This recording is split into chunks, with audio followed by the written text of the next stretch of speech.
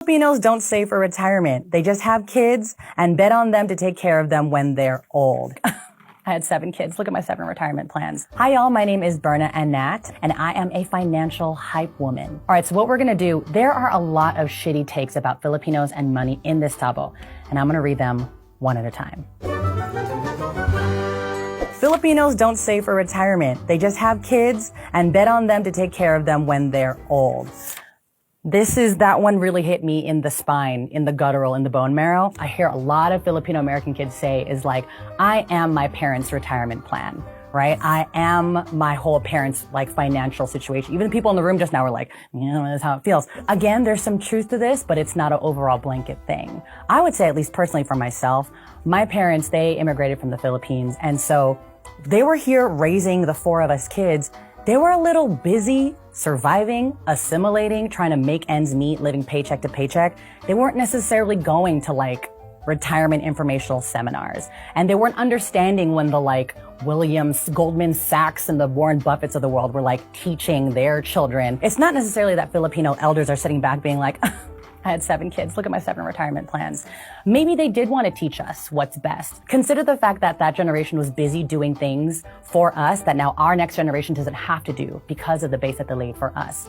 And so now I sort of see it as like, it is my duty, it is my pleasure, it's my privilege to now figure out how this weird ass retirement system works, both for myself and the elder generation. The only money advice I was given is save your money, and that's it. May I share a very deeply unscientific financial theory? I call it the frugal flex theory. Your life, your childhood was sort of, you lived it on this spectrum of either frugal or flex. And there's very little in between, but we did a lot of bouncing back and forth. You might have heard like, oh, like, do you have McDonald's money? We have rice at home. Like, no, we're gonna pack you baon. You're not gonna buy lunch at school and all that stuff. So you're like, oh my God, okay, so we're frugal.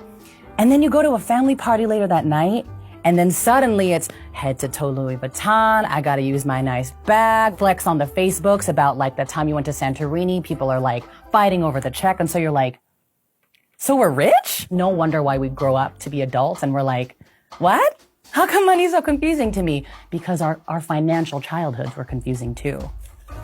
Tabo. Oh, wow. Okay, I almost blacked out about this one. Filipinos are some of the most generous people I've met, but they are also known for their bad spending habits. Listen, my therapist is here in the room. We are unpacking some trauma. So there are a couple things with this. I hate it when people say things to me like, oh, you're Filipino? Filipinos are so, insert literally anything. Filipinos are so gentle. Filipinos are so generous. First of all, we're not one giant monolithic group. There's so much nuance in our culture, just like any other culture. But when it comes to bad spending habits, let me tell you a story. So once upon a time, I was not financial hype woman. I was like a wee producer on this very small traveling kids show. We were in Singapore and we were doing a shoot with this very, very well-known celebrity chef who will remain nameless for now. And they're a woman of color too. We're driving around with her and I say something about being Filipino. And she was like, oh my gosh, you're Filipino? And I was like, yes, I'm Filipino. Yes, I'm sure. And she was like, oh my gosh, actually, my maid is Filipino. And I was like, okay, this already got weird, but we're going to keep smiling. We're going to keep laughing. And then she was like, here's the funny thing. I feel like your people don't really know how to save money. And I was like, I would have stopped the car, but she was driving somehow and had this tabo take. I was like, what do you mean? And she was like, well, I decided to give my maid a bonus for Christmas this year. I gave her way more extra money than I usually give her because I know that her family is struggling in the Philippines. But what did she do? She went and bought herself a nice purse. That's what she did with her money. She didn't even know how to save it. She didn't know how to spend it. That's what she did instead. So I just feel like your people are just not good at saving money.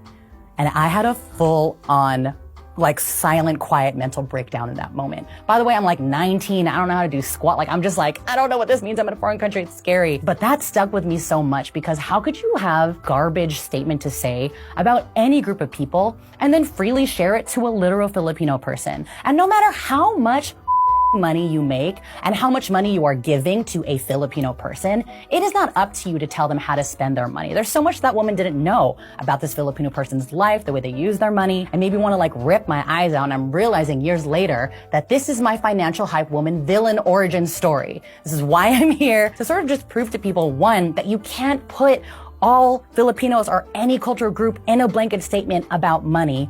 And two, I'm trying to make it so that we don't have to deal with your shitty ass takes anymore. So, I swear to God, I won't say your name. I won't say your name. My mom might tell me better than that. I was raised Catholic and I have a lot of guilt around it. So I won't do it. But if you're watching, your whole life is a tabo take, lady, and I'm coming for you. A close family member who has a higher income than us automatically becomes our financial safety net. We're talking about somebody came up on some money, somebody married a white rich doctor, and said, that's my ticket out. It's part of why, like, there's that stereotype of like, our elders want us to be the doctor, want us to be the lawyer, want us to be the engineer. I feel like for us who feel that pressure, there's some resentment of just like, you just want me to be your ticket out of, again, this capitalistic hellscape. I feel like that take also comes from a place of like, I want you to be secure. That said, when you do get to that place, for example, like now that I'm a financial educator, I've done some stuff, recorded podcasts, I got a book, there's a little bit of that like, random cousin coming out the woodwork. Suddenly I'm getting hit up by like random people. But I'm also like, I don't want to get mad at you. I don't want to get mad at my community. I don't want to get mad at my family members who are just like looking for a way out of this crap. I want to get mad at the system. I want to get mad at the people in power who have put us in a situation such that when we see a family member succeeding, we might see some dollar bills in our eyes. I don't know if that's necessarily our fault, as much as it is the rich white men that I like to get mad at in general. So take that what you will. Filipinos spend so much time trying to save money by reusing plastic, not turning on the lights, and saving water, but they are not willing to learn financial literacy. Listen. All these things listed are good and lovely things. And I don't think it's that Filipinos are not willing to learn financial literacy. We are just not being spoken to in the financial space the way that we understand. Of course, we're willing to learn how to get ourselves out of like shitty financial situations. We're willing to learn how to make our lives better. But if those systems, one, don't feel like they belong to us, don't feel like we belong in them, and two, the people who are giving us the education don't sound or look or feel like us, 2 words out of their mouth are already saying some shit that you gotta Google, then yeah, we're not gonna feel like we're part of the conversation of financial literacy. What does feel more accessible though? Reusing plastic, not turning the heat on in the house, like chilling with the lights. I 100% don't think it's because we are stubborn or we are stupid or we're ignorant. It's because the education has not met us where we're at. That's what I'm trying to do after I wipe the sweat off my body from being so mad. Okay, final take. Let's see. Only trust a white financial advisor because Filipinos take shortcuts when it comes to money. This makes me mad. I have seen so many people come to me and be like, Berna, I want to have a financial advisor. I don't know though if I trust people like who live like us and work like us because I want it to be right. And I'm like, what do you mean right? They're like, I just want to make sure that like my money is safe. Again, this points to this like deep distrust we have with ourselves and with these financial education systems, these financial institutions. But like, why do we inherently trust old white financial advisors? This is very much a thing I've seen. Why do they have to be the right ones? When you look around, all the financial advice we've been given or like shoved down our throats have been from the Warren Buffetts, have been from the Dave Ramseys. We're like told and fed that the only people who are good at money are these older white guys who are at the top of these financial institutions. That's so false. I think when you're looking for a financial advisor, financial help, it's so important that you find someone who lives and works and feels like you, because money is incredibly personal. Money is so deep within our traumas. It's deep within our culture. Knowing what I know about the financial education system, I would run screaming from a white financial advisor. Personally, I need someone who's handling my money to know what money means to me culturally, what money means to us historically. This is a shitty take and I hate it. You really should be going for folks who like feel like you in any part of your life, including with your money. Hi, One Down. Thank you so much for having me on Tabo Takes. I'm going to call my therapist after this because this was a little triggering, but I had so much fun. If you want to follow me, I am at Hey Berna on all the internet things, and I just finished writing a book about literally all the financial stuff we just talked about and so much more. Follow me on IG at Hey Berna if you want more of this mess.